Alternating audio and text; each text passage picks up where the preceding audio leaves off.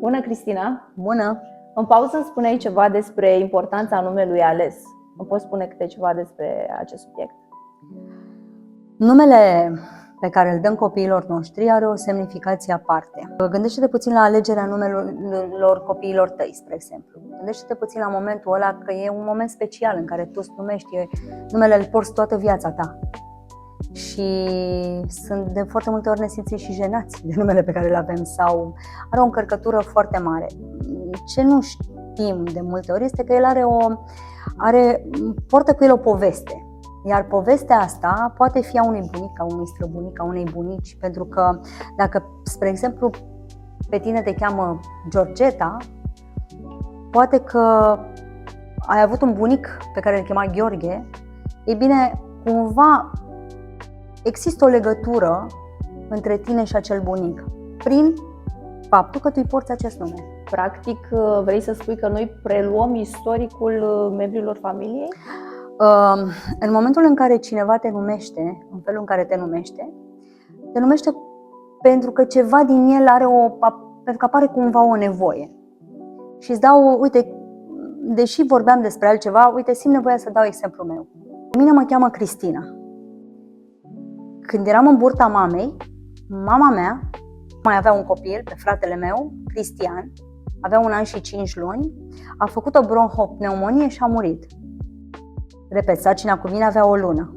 Când m-a botezat Cristina. Ulterior am întrebat-o de ce m-ai botezat Cristina, pentru că pe fratele meu îl chema Cristiani, copilul care a murit, cumva. Și a spus, nu, ăsta era numele nașului tău. Evident, la modul conștient, ăla era numele nașului, dar nevoia ei era de a-și ține cumva copilul ăla în viață pe care l-a pierdut. Pentru că ceva din ea s-a rupt în momentul ăla. Și ea n-a mai putut să fie prezentă, o bucățică din ea a rămas acolo emoțional.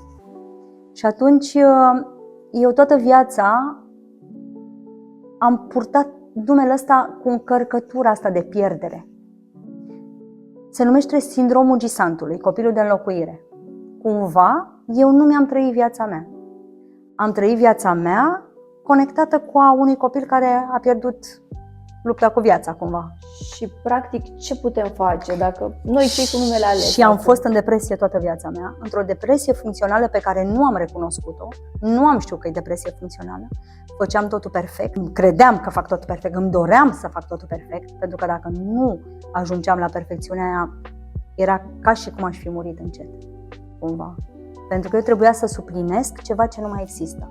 La momentul nu realizai treaba aceasta? Nu am realizat până acum 15 ani, când am început să mă caut cumva, că nu mă simțeam bine. Ai găsit răspunsul. Și am început să-mi caut răspunsurile.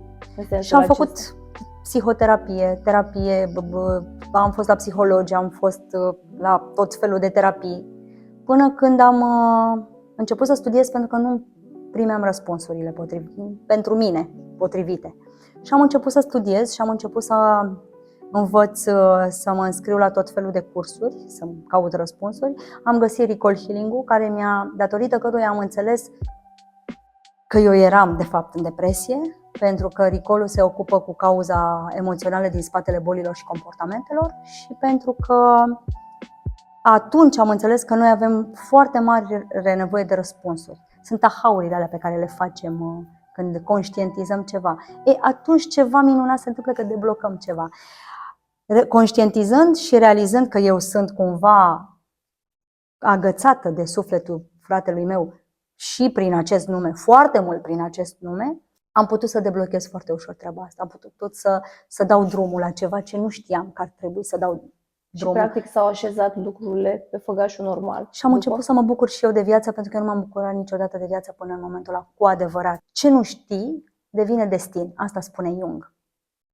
În poveștile astea, suntem în poveștile familiilor noastre, sau nu doar a familiilor noastre, suntem în poveștile noastre, istoricului nostru, și cumva nici nu știm ce ducem cu noi.